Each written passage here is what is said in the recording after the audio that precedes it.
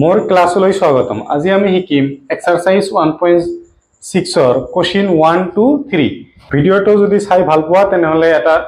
Like কৰি দিবা আৰু চেনেলটোত নতুন হলে চেনেলটো সাবস্ক্ৰাইব কৰি দিবা। সো আজিৰ ক্লাস আমি আৰম্ভ কৰো। কোশ্চেন 1 ত কি দি আছে? মান উলিয়াব দিছে। 1 और 1 দি আছে 64 ৰ পাৱাৰ দি আছে হাফ মানে 1/2। সো আমি 64 কি লিখিব পাৰো 8 into 8 8 into 8 কি হয় 64 ইয়াৰ ওপৰত দিয়া আছে আমাৰ 1/2 সো 8 into 8 ক আমি কি লিখিব পাৰো 8 স্কয়াৰ লিখিব পাৰো কাৰণ 8 ৰ পাৱাৰ 1 আমি জানো a ৰ পাৱাৰ m into a ৰ পাৱাৰ n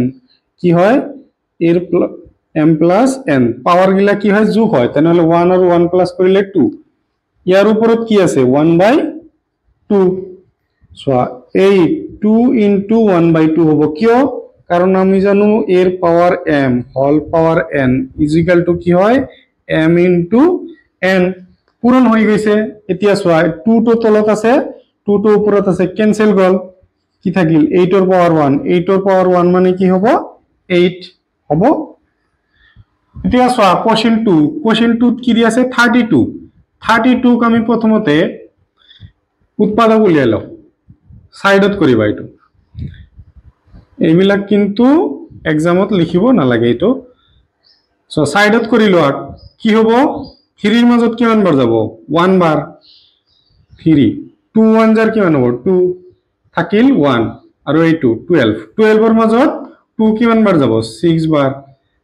এতিয়া আকো 2 এর দিম কিমান বার যাব 8 বার 2 এর 4 বার 2 এর কিমান 2 বার এতিয়া 2 কেইটা আহিল 1 2 3 4 5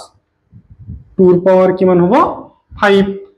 ইয়াৰ ওপৰত হৈ যাব 1/5 এতিয়া এইটো ফৰ্মুলা হৈ যাব কি হ'ব 2 ৰ পাৱাৰ 5 into 1/5 এতিয়া 5 আৰু 5 ক্যান্সেল কি আহিল 2 ৰ পাৱাৰ 1 2 ৰ পাৱাৰ 1 মানে আমি কি লিখিব পাৰো 2 হ'ব এইখিনি আমাৰ লিখিব না লাগে সো এইবিলাক এমসিকিউ হিসাবে হে আহিব পৰীক্ষাত এমসিকিউ হিসাবে আহিব এইবিলাক কোশ্চেন 3 কি দি আছে 1 2 5 ক আমি প্ৰথমতে উৎপাদক উলিয়াইলাম সাইডত 5 এৰে যাব 5 এৰে 12 এর মাজত কিমান বার যাব 2 বার 2 5 jar কিমান 10 থাকিল কিমান 2 ইয়াতে আছে 5 25 এর মাজত কিমান বার যাব 5 বার আকো 5 এর যাব কিমান বার 5 বার 5 কেইটা আহিল তিনিটা ওপৰত কি হ'ব 1/3 5 3 into 1/3 কিয় কাৰণ আমাৰ এইটো ফৰ্মুলা হিচাপত এতিয়া সোয়া 3 3 ক্যান্সেল 5 এর পাওয়ার কিমান 1 5 এর পাওয়ার 1 মানে কি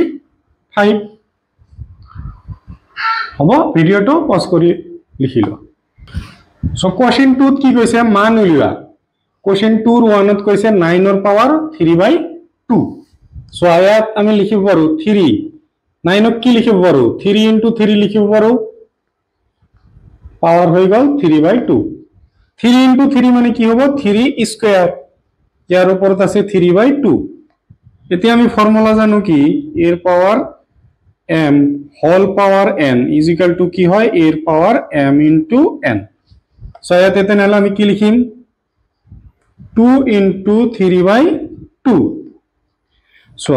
2 2 ক্যান্সেল 3 এর পাওয়ার কিমান হল 3 এতিয়া 3 এর পাওয়ার 3 মানে কি 3 তিনিবাৰ লিখিব লাগিব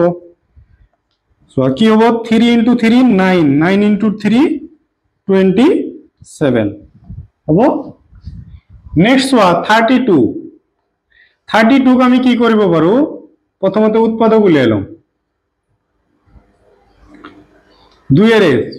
3 মাজত কিমান 1 থাকিল কিমান 1 আৰু 2 12 এর মাজত 2 কিমান বার যাব 6 বার 2 এর কিমান বার যাব 8 বার আকো 2 কিমান বার যাব 8 এর মাজত 4 2 এর 2 বার কেইটা 2 হল 1 2 3 4 5 পাওয়ার হিসাবে বহিব এতিয়া সোয়া 2/5 এতিয়া আমি কোনটো ফর্মুলা ব্যবহার করিম এটো ফর্মুলা 2 এর পাওয়ার 2 into 2 এর পাওয়ার 5 5 into 2 by 5 এইটো 5 কেনসেল হৈ গল কি হ'ব 2 স্কয়ার মানে কি 2 into 2 কিমান হ'ব 4 হল এতিয়া চোৱা 1 to 5 5 এৰে হৰণ কৰিব পাৰো যেহেতু হেকত 5 আছে কিমান বাৰ যাব 2 বাৰ 2 5 জাৰ 10 মাইনাস কৰিম কাৰ পৰা 12 ৰ পৰা কিমান থাকিব 2 আৰু এটো 5 25 ৰ মাজত কিমান বাৰ যাব 5 বাৰ আকৌ 5 এৰে হৰণ কৰিম কিমান বাৰ যাব 25 ৰ মাজত 5 বাৰ ইয়াতে সোয়া 5 কেটা আছে 1 2 3 হল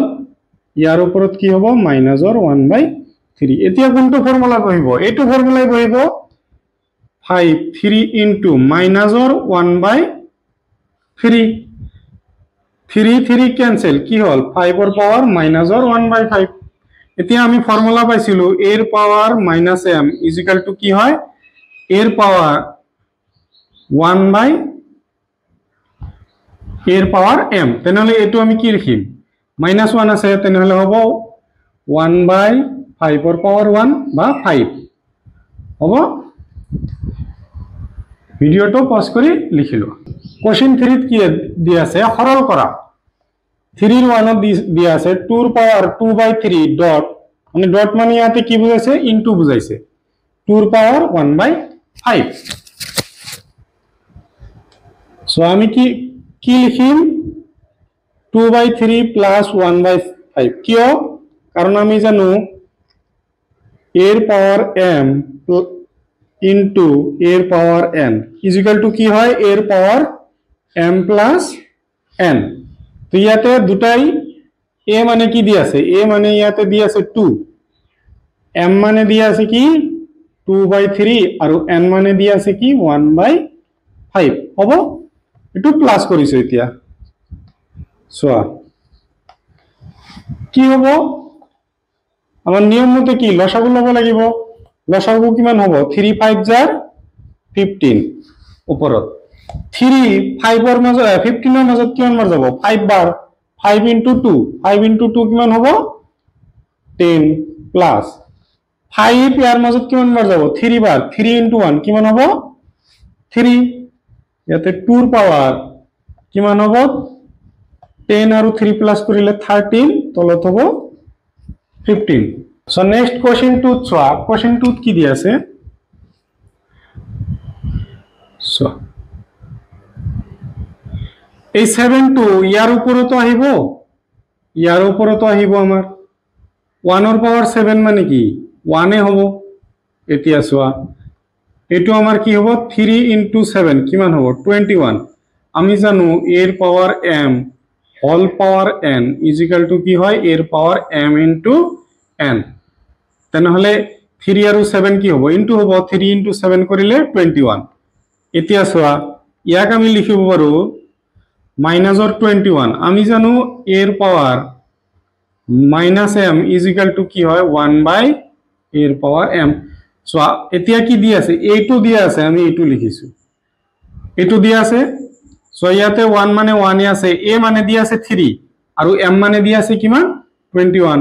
এইটো সাইডত আহি কি হৈছে a মানে 3 আছিল 3 এ লিখিছো মাইনাস m মানে কিমান আছিল ইয়াতে 21 হ'ব ভিডিওটো পজ কৰি লিখিলো কোশ্চেন 3 ত আমাৰ কি দিয়া আছে 11 ৰ পাওয়াৰ 1/2 আৰু 11 ৰ পাওয়াৰ 1/4 দিয়া আছে সো ইয়াক আমি লিখিব পাৰো 11 ৰ পাওয়ার 1/2 minus 1/4 কারণ আমি জানো কি a এর power m divide by a এর পাওয়ার n ইজ ইকুয়াল টু কি হয় a এর পাওয়ার m minus n ইয়াতে সোয়া তলত আছে মানে কি ডিভাইডে হৈ আছে এতিয়া 2 আৰু 4 ৰ আমি লসাগু লম কিমান হ'ব 2, 4 2 এৰে দিম কিমান একবাৰ দুইবাৰ এতিয়া 2 into 1 2 into 1 কিমান হ'ব 4 হ'ব আমাৰ 2 4 ৰ মাজত কিমান বাৰ যাব 2 বাৰ 2 into 1 কিমান হ'ব 2 মাইনাস 4 4 ৰ মাজত কিমান বাৰ যায় একবাৰ যায় 1 আৰু 1 ইনটু কৰিলে 1 এ তলত থাকিল 4 2 ৰ পৰা 1 মাইনাস কৰিলে কি হ'ব 1 তেনহলে এইটো आंसर হ'ব এতিয়া চোৱা 7 এর পাওয়ার 1/2 দিয়ে আছে ইনটু দিয়ে আছে ডট মানে কি ইনটু 8 এর পাওয়ার 1/2 এতিয়া আমি ফর্মুলা জানো এর পাওয়ার m ইনটু b এর পাওয়ার m এনেকা যদি দিয়া থাকে তেনেহলে কি হয় a into b whole power হয়ে যায় m হব তেনেহলে ইয়াতে a মানে কিমান হয়ে আছে 7 b মানে কিমান হয়ে আছে 8 হোল পাওয়ার m দুটা একে আছে তেনেহলে এটা আহিব 7 ইনটু 8 করিলে আমার কিমান পাম 56 ইয়ার পাওয়ার কি হয়ে আছে 1/2 হব এটো आंसर ভিডিওটো পজ কৰি লিখি লওক